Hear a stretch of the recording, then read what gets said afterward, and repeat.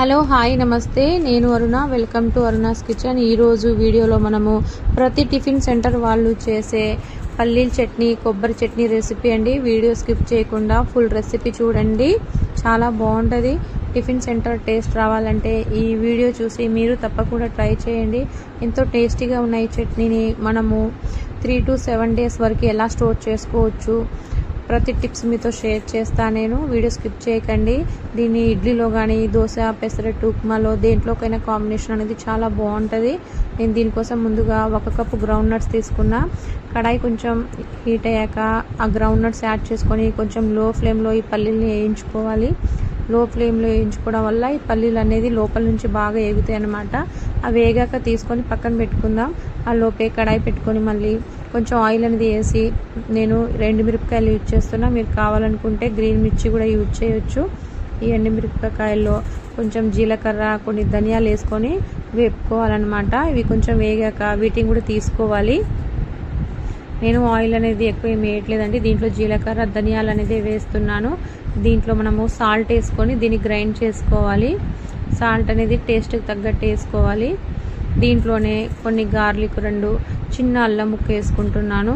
ఇవి వేసుకోవడం వల్ల చట్నీ మంచి టేస్ట్ అనేది వస్తుంది। టిఫిన్ సెంటర్ వాళ్ళు ఇవి కంపల్సరీ వేస్తారండి। ముందే వాటర్ వేయకుండా ఒకసారి గ్రైండ్ చేసుకొని దాని తర్వాత వాటర్ అనేది యాడ్ చేసుకోవాలి।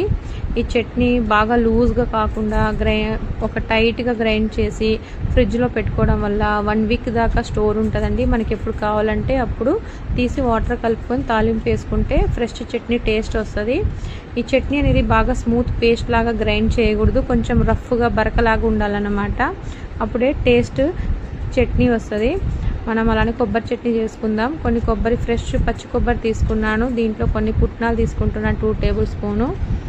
దీంట్లోనే చిన్న వెల్లుల్లి చిన్న అల్లం ముక్క వేసుకుంటున్నా। ఇవి కంపల్సరీ వేస్తారండి చట్నీ టిఫిన్ సెంటర్ వాళ్ళు।